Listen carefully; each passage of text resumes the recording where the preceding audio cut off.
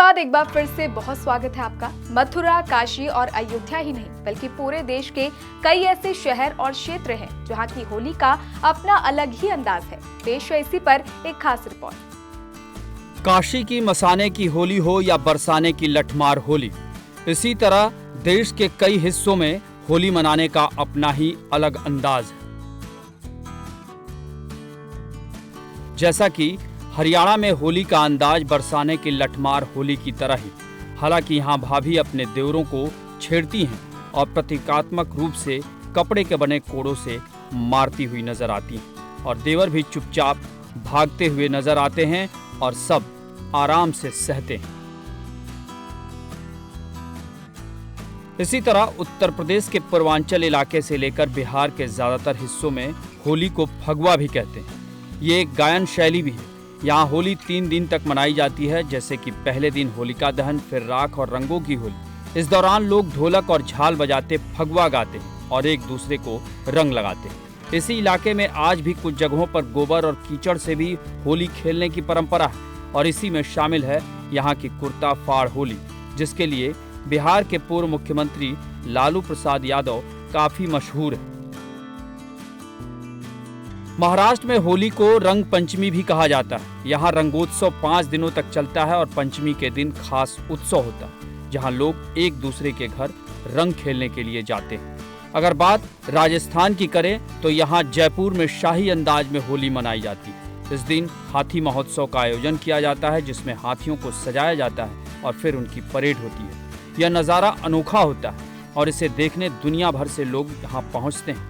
इसी तरह उदयपुर में सिटी पैलेस में होलिका दहन के साथ पारंपरिक जुलूस निकालने की परंपरा है, तो पुष्कर में भव्य संगीत के साथ 3 दिनों तक होली मनाई जाती है और यहाँ ब्रह्मा जी के मंदिर और उसके आसपास के क्षेत्रों में मेले जैसा माहौल रहता है। पुष्कर में भी कपड़ा फाड़ होली खेलने की परंपरा है। वहीं पश्चिम बंगाल के शांति निकेतन में डोल यात्रा, जिसे वसंत उत्सव भी कहते हैं, लोग पीले कपड़े में सज धज कर राधा रानी और श्री कृष्ण की प्रतिमाओं के साथ फूलों और अबीर से होली खेलते हैं। ये परंपरा अब भी कायम है। जहाँ तक बात गोवा की, तो वहाँ कोंकणी परंपरा वाली होली होती है और इसे सिमगोत्सव भी कहते हैं, जहाँ ढोल नगाड़ा बजाते लोग नाचते गाते हैं और एक दूसरे को रंग लगाते हैं। गोवा में दुनिया भर के पर्यटक आते हैं, तो वहाँ कई जगहों पर रेन डांस भी होता है। इसी तरह पंजाब के आनंदपुर साहिब में होली के अगले दिन होला मोहल्ला मनाया जाता है। ये काफी मशहूर है। कहते हैं कि इसकी शुरुआत गुरु गोविंद सिंह जी ने की थी और इस दिन सिख समुदाय के लोग जुलूस निकालते हैं, निहंग के अखाड़े तलवारबाजी और युद्ध कला का प्रदर्शन करते हैं। यह मार्शल आर्ट और बहादुरी के प्रदर्शन के साथ पौरुष का भी प्रतीक माना जाता है। कहते हैं कि इसकी परंपरा मुगलों के खिलाफ सैन्य प्रशिक्षण से जुड़ी हुई है। तो एक बार फिर बुरा न मानो, होली है।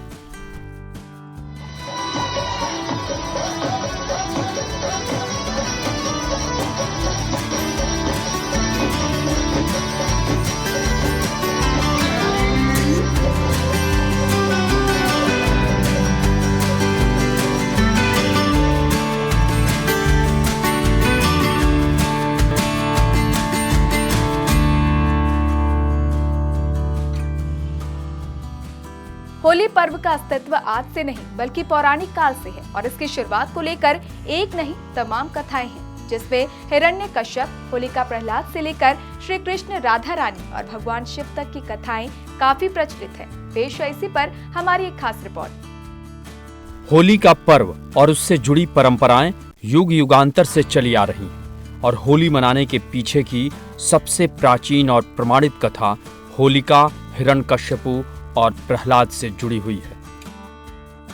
माना जाता है कि पौराणिक काल में राक्षसों के राजा हिरण्यकश्यपु का अहंकार उसके सिर पर इस कदर सवार हो गया कि वह खुद को नारायण यानी भगवान समझने लगा और लोगों को भगवान का नाम लेने की मनाही कर दी और मनाही उसके अपने घर और बेटे पर भी लागू थी।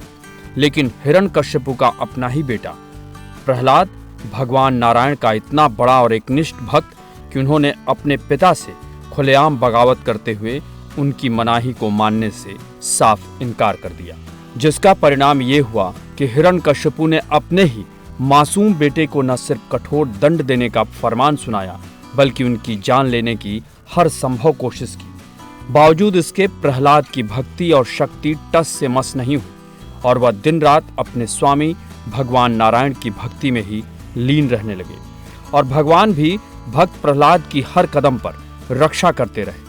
आखिरकार थक हार कर अपने ही बेटे से परेशान पिता हिरण्यकश्यपु ने प्रहलाद की जान लेने की एक ऐसी योजना बनाई जिससे उनका बचना नामुमकिन हो जाए। और अपनी इस योजना में हिरण्यकश्यपु ने किसी और को नहीं, अपनी बहन होलिका को शामिल किया, जिसे ये वरदान मिला हुआ था कि वह आग में भी भस्म नहीं हो सकती। फिर क्या, अपने भाई हिरण्यकश्यपु के फरमान का पालन करते हुए होलिका अपने भतीजे प्रहलाद को गोद में लेकर अग्नि में बैठ गई। लेकिन कहते हैं ना कि जिसका रक्षक खुद भगवान हो, उसका कोई कैसे बाल भी बांका कर सकता है। और हुआ भी वही। जब भगवान नारायण खुद अपने भक्त प्रहलाद की रक्षा करने के लिए सामने थे, तो फिर होलिका के लिए वरदान भी अभिशाप बन गया। आग में बैठी होलिका जल गई, लेकिन भगवान के परम भक्त प्रहलाद बच गए। मान्यता है कि इसके तहत ही होलिका जलाई जाती है और उसके बाद से ही रंग और खुशियों के पर्व होली मनाने की परंपरा शुरू हो गई। हिरण्यकश्यप की राजधानी झांसी के ही एरच में थी और वहीं प्रहलाद का जन्म हुआ, वहीं शिक्षा दीक्षा हुई और वहीं उसे बहुत राम नारायण शब्द कहने पर, नारायण नारायण जप करने पर बहुत यातनाएं सहनी पड़ी। परम वैष्णव होने के कारण वह राक्षसों को स्वीकार ही नहीं थे, फिर भी वो नारायण जप उन्होंने नहीं छोड़ा, तो उसके पिता हिरण्यकश्यप ने प्रहलाद को दह में गिरा दिया, जलाने के प्रयास किया। उसकी बहन को ना जलने का वरदान प्राप्त था कि तुम अग्नि में नहीं जलोगी, और दूसरी जगह वो नहीं जलती थी। लेकिन जब बड़ी चिता बनाकर इस पर बैठाया गया, प्रहलाद को गोद में लेकर के बैठी और जब अग्नि लगाई गई तो प्रहलाद सुरक्षित बच गए और होलिका जल गई। क्योंकि प्रहलाद को बहुत ही प्रताड़ित किया जा रहा था, पूरी जनता की भावनाएं प्रहलाद के साथ जुड़ी थी। एक बच्चे को बचने की खुशी में पूरा क्षेत्र, पूरा देश, जहाँ जहाँ तक समाचार था कि प्रहलाद को सताया जा रहा है, सब हर्ष और उल्लास से भर गए और धूल और मिट्टी से वहीं के वहीं अपना हर्ष व्यक्त करने लगे। इसलिए पहले दिन पूरे बुंदेलखंड में कीचड़ की, धूल की होली खेली जाती है।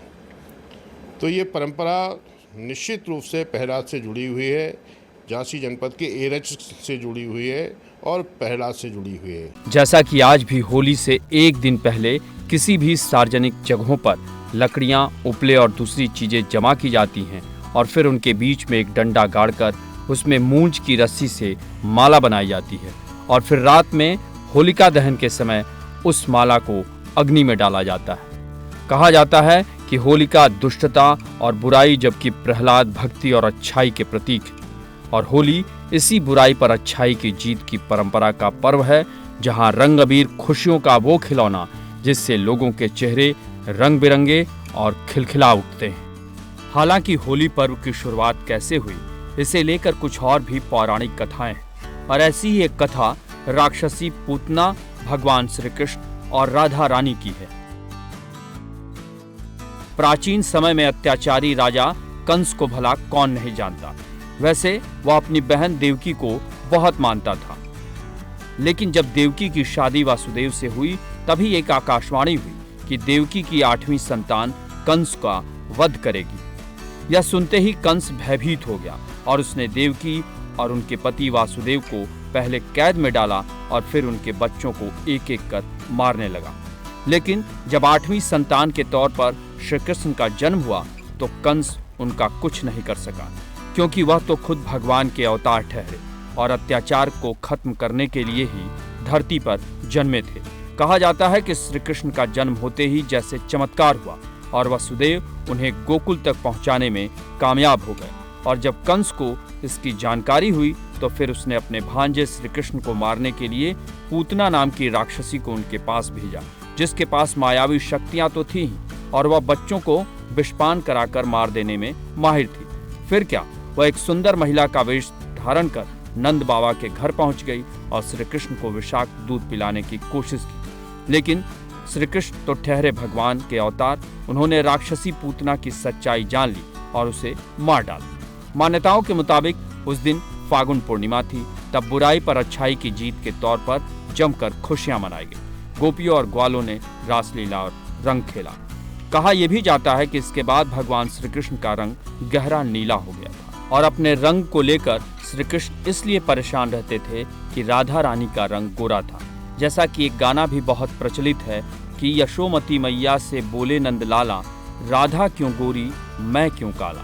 इसी से जुड़ी हुई ये कथा और इसके मुताबिक माता यशोदा ने मजाक में कहा कि तुम राधा रानी को अपने जैसा ही रंग लगा दो, फिर वो भी वैसी हो जाएंगी। फिर क्या, भगवान श्री कृष्ण ने सखाओं के साथ मिलकर रंग तैयार किया और ब्रज में राधा रानी और गोपियों को रंग लगाने पहुंच गए और फिर जमकर रंग लगाया। यानी बरसाने में राधा रानी और गोपियों के साथ श्री कृष्ण की ओर से खेले गए रंगों के खेल ने ही होली पर्व का रूप ले लिया और कहते हैं कि यहीं से यह पर्व रंग और उमंग की परंपरा का प्रतीक बन गया, जिसे प्रेम और उत्साह के साथ लोग मिलजुल कर मनाते हैं और बरसाना की लठमार होली इसका कहें तो एक पुख्ता प्रमाण है। राधा कृष्ण ने सबसे पहले रंगों की होली खेली, सखियों को शामिल किया, फिर गोप वालों को शामिल किया। पूरे ब्रज में ये रंगों की होली प्रारंभ हुई। आज भगवान कृष्ण की कृपा से पूरे देश में, पूरे विश्व में रंगों की होली को उत्सव पर खेली जाती है। यही नहीं, होली शुरू होने को लेकर एक और कथा काफी प्रचलित है। माना जाता है कि दुनिया में पहली होली भगवान भोले शंकर ने खेली थी। पौराणिक कथा के मुताबिक देवी पार्वती एक समय भगवान भोलेनाथ को पति के रूप में पाने के लिए कठिन तपस्या कर रही थी, लेकिन तब भगवान शिव समाधि में थे और देवताओं को लगने लगा कि भगवान शंकर की समाधि भंग किए बिना देवी पार्वती का विवाह संभव नहीं हो पाएगा। ऐसे में देवताओं ने भगवान शिव की समाधि भंग करने की जिम्मेदारी कामदेव को सौंपी। कहा जाता है कि इसके बाद कामदेव ने पुष्प बाण चलाया, जिससे भगवान शिव की समाधि भंग तो हो गई, लेकिन इससे गुस्से में आए भगवान शिव का तीसरा नेत्र खुला और कामदेव भस्म हो गए। इसी बीच भगवान शिव ने देवी पार्वती की ओर देखा और उनकी तपस्या सफल हुई। भगवान शिव ने उन्हें अपनी पत्नी के तौर पर स्वीकार कर लिया, लेकिन इधर अपने पति कामदेव के भस्म होने की जानकारी से उनकी पत्नी रति को बहुत दुख हुआ और वो विलाप करते हुए भगवान भोलेनाथ के पास पहुंची और उन्होंने भगवान शिव को इसका कारण बताया और तब उन्होंने कामदेव को फिर से जिंदा करने की बात कही और तब भगवान शिव ने कामदेव को फिर से जिंदा कर दिया। मान्यता है कि कामदेव का पुनर्जन्म फागुन पूर्णिमा के दिन हुआ और तब से ही इसीलिए इस दिन को प्रेम और उल्लास का प्रतीक माना जाता है। भगवान शंकर तो सारी विधाओं के, सारी परंपराओं के सबके जन्मदाता हैं। वो जो मूल जन्मदाता है वो तो उन्हीं को हम लोग मानते हैं। इसी तरह की एक कथा राजा पृथु के समय की, जब धुंधी नाम की राक्षसी जो बच्चों को खा जाती थी, उसे वरदान था कि देव हो या इंसान या फिर कोई भी अस्त्र शस्त्र उसे मार नहीं सकते और न ही उस पर सर्दी, गर्मी और बारिश का कोई प्रभाव पड़ता। लेकिन भगवान शिव के एक शाप के कारण बच्चों की शरारत से वह मुक्त नहीं थी। राजा पृथु ने धुंधी के अत्याचारों से तंग आकर अपने राजपुरोहित से उससे छुटकारे का उपाय पूछा। तो राजपुरोहित ने कहा कि अगर फागुन पूर्णिमा के दिन जब न ज्यादा सर्दी हो और न ज्यादा गर्मी हो तो सभी बच्चे एक एक लकड़ी लेकर अपने घर से निकलें और उसे एक जगह पर रखकर उस पर घास फूस डालकर जला दें और तालियां बजाते हुए मंत्र पढ़ें और अग्नि की परिक्रमा कर हंसने, गाने, चिल्लाने लगे तो राक्षसी मर जाएगी। राजपुरोहित के कहे अनुसार जब राक्षसी धुंधी इतने सारे बच्चों को देखकर आग के पास आई तो बच्चों ने समूह बनाकर धुंधी पर धूल और कीचड़ फेंके, जिसके बाद वह वहां से भाग खड़ी। कहते हैं कि इसके बाद लोगों ने जमकर खुशी मनाई और इसी से होली मनाने की परंपरा की शुरुआत हो गई। बहरहाल वैदिक काल में भी होलिकोत्सव को लेकर कहा जाता है कि नवानिष्ठ यज्ञ के रूप में इसे मनाया जाता था, जहां नई फसल के अन्न को अग्नि में समर्पित कर प्रकृति के प्रति कृतज्ञता व्यक्त की जाती थी। जैसा कि आज भी होलिका दहन के दौरान उसकी अग्नि में गेहूं की बालियां और कच्चे चने भूनकर खाने की परंपरा और अन्न को होला भी कहा जाता है। इसीलिए इसका नाम होलिकोत्सव पड़ा और समय के साथ होली रंग, अबीर, मिठाइयों और उमंग और उत्साह के पर्व में तब्दील होता गया। होली के पर्व की और भी विशेषताएं आपको बताएंगे, लेकिन फिलहाल वक्त हो चला है एक छोटे से ब्रेक का। बने रहिए हमारे साथ, जल्द लौटेंगे।